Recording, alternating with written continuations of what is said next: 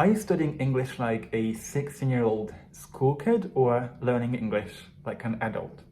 The biggest mistake I see a lot of people make when they study English is that they study the language.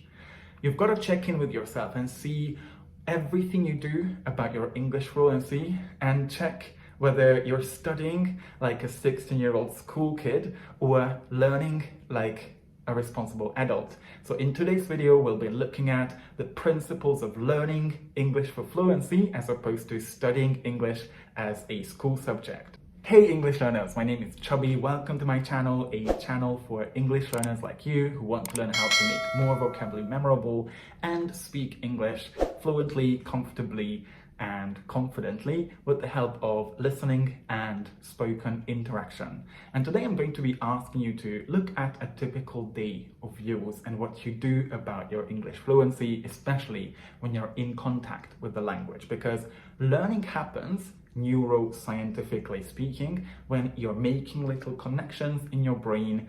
And that's a fact. If you'd like to hear more about this, check out this video here. Why am I still stuck about my fluency? So if you find yourself looking at 100 example sentences for hours, but still not really understanding what the word means and how to use it, or you might look at grammar activities, grammar rules, you watch your favorite series or movie, but still struggle with understanding fast English speakers, my question is, do you really think you're learning English and making progress with your fluency? And all of this is not bad, don't get me wrong, but fluency is a skill. So let's look at how people improve other skills like driving. When you're driving, there's a lot of dangers on the road. There are crazy drivers who all of a sudden change lanes. They might disobey traffic rules. There are pedestrians crossing all over the place or a cyclist coming out of nowhere. You have to be able to handle all of these things if you'd like to get from A to B. Or there are also a lot of things you have to pay attention to. You've got all the traffic signs you need to pay attention to. You also have to keep an eye on the road while looking in the mirror every second, and also check which gear you're in. So of course, it's really overwhelming, especially the first time you sit and try to drive that car. Just like in English, there are a bunch of things we have to pay attention to when we start speaking. You might want to make sure that what you say is grammatically correct, but there's also a bunch of people looking at you and they want to hear what you have to say. But at the same time, you also want to make sure that what you say is kind of not offensive to the people you're speaking to. You want to make sure you pronounce things in a way that other people understand it, you use the correct collocation and just the right way to express yourself and what you really want. It is just as overwhelming. But the only way for you to learn how to drive is to actually sit in the car and start driving. And it might take you longer at the beginning to change gears, to look in the mirror all the time, check in with all the traffic signs coming, or looking at the road in general. But the more you do this, the faster you become able to focus on all of these things at the same time, which means when you're learning how to drive, you focus on automation, to automate all these skills so it will just go so much more smoothly. You've got to do the same thing when it comes to English. In order for you to get used to putting all these sentences together, it might take you a longer time. It might make it all frustrating. It might make it all overwhelming to do all of these things at the same time. But the more you practice this, the faster you become really good at controlling what you're saying, what you're communicating. So the faster you become able to automatize all of these skills that fluency involves. My student Simona from Italy is a great example of this. She joined my low-ticket practice community Spark, which is a community that provides a safe space for English learners to practice, get valuable feedback, and form a community of English learners together. It's a community you could join anytime as the community doesn't close. Just have a look at the link below. So she joined that community a couple of months ago, and she started with all of these typical struggles where she needed time to put all those sentences together, and she found it really hard to do that. But she was patient with herself, and she realized that the more she does this, the better she will become at putting all those sentences together. So she showed up a lot. She also understood and felt humble, became a real learner. If you ask me, if there is something you want to do about your learning as an adult, just feel humble to receive feedback on your progress. And that's what she did. She came to the classes, communicated with other members of the community, and also recorded herself every day for 2 minutes and got valuable, constructive feedback on all this. At the beginning, I still remember it took her a long time to put all those sentences together. Just like many Italian speakers at the beginning, sometimes she used a plural form where she was supposed to use singular form. She had to restart her sentences many times, but she did it, and this process helped her to automatize so much vocabulary and so many collocations. And after just 2 months of becoming part of the community and taking action, this is what she sent me a message about. She realized that by overcoming her fears, putting herself out there, doing the things and becoming a humble, responsible learner and doer, she basically has made much more progress than anybody else in the Spark community. And you see, this is learning. What you do repeatedly, you will eventually get better at it. So the more you do something, the better you become at it. No excuses. And if you remember what the neuroscientific definition of learning is, you know that basically you're building connections in your brain. And when you do something repeatedly, you are telling your brain, this is safe, this is not difficult, I can do this, I could break it into parts and make it familiar to our brain. There's no such thing as difficult. No matter what all of these English gurus, teachers, dictionaries tell you about English, you don't always have to use the most complex expressions to communicate in English, because is that how you communicate in your first language?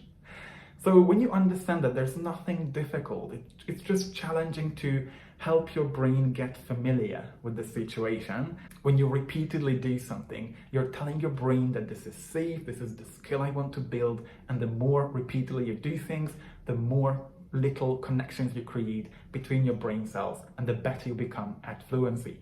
There's one thing you have to be careful with when it comes to automatizing for fluency.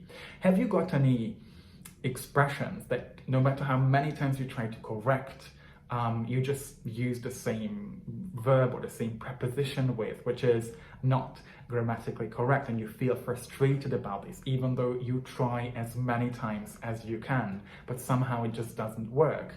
When you keep speaking and use expressions that some people might not understand, you might end up saying something or automatizing something in the long term that other people will either misunderstand or won't be able to understand.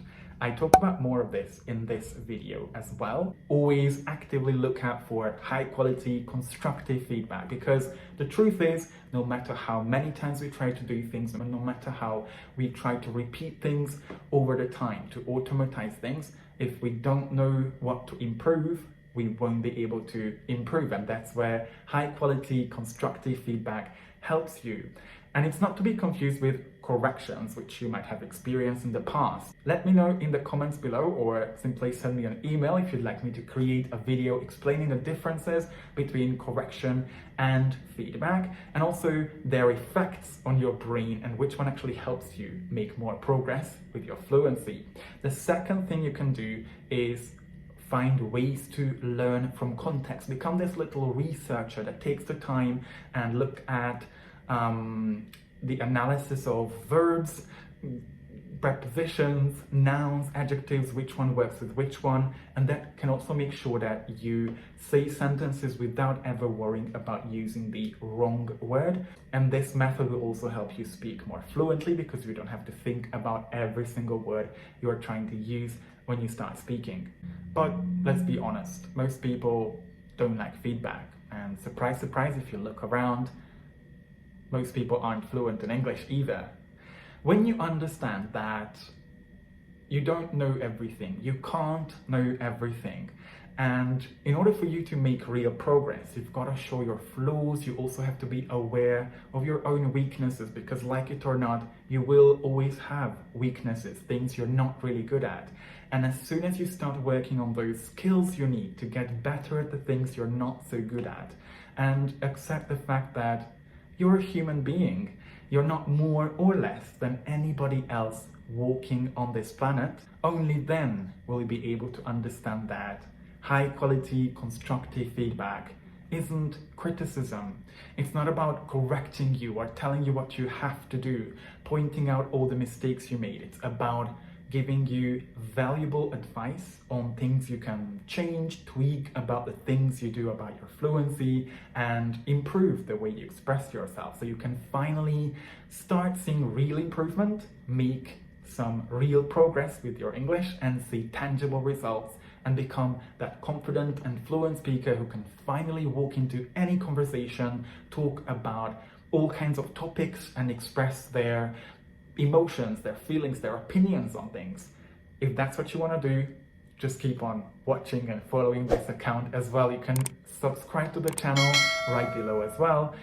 Just try to remember that if you're actively looking out for real, high quality, constructive feedback, you will find one of the most rewarding and most helpful high learning potential. If you'd like to find out more about mistakes you might be making about learning English for fluency that result in studying like a 16-year-old school kid, mistakes that might set you back for months or years because you're simply not doing the things you need to do to finally reach that fluency you've always wanted to achieve, then make sure you find and download my free ebook that's called 12 Reasons You Might Be Stuck in Improving Your English. You can find the link below and download it and receive all the valuable emails along with all that as well. Learning is experiencing, in my definition, which is basically all about making connections, as many connections as you can in your brain. And this isn't different when it comes to improving your fluency as well. What is your definition of learning? Thank you so much for watching this video. I appreciate you as always. If you found it really useful, if there was any part that you liked, let me know in the comments what you think. Any questions or queries, you can always find my socials somewhere below and probably around me as well. And if you feel like there is somebody who could benefit from watching this short video on learning instead of studying, feel free to share it with them, and I would definitely appreciate that as well. Thank you so much again for watching. I appreciate you. Always believe in yourself. You are just as capable of learning a language like anybody else on this planet.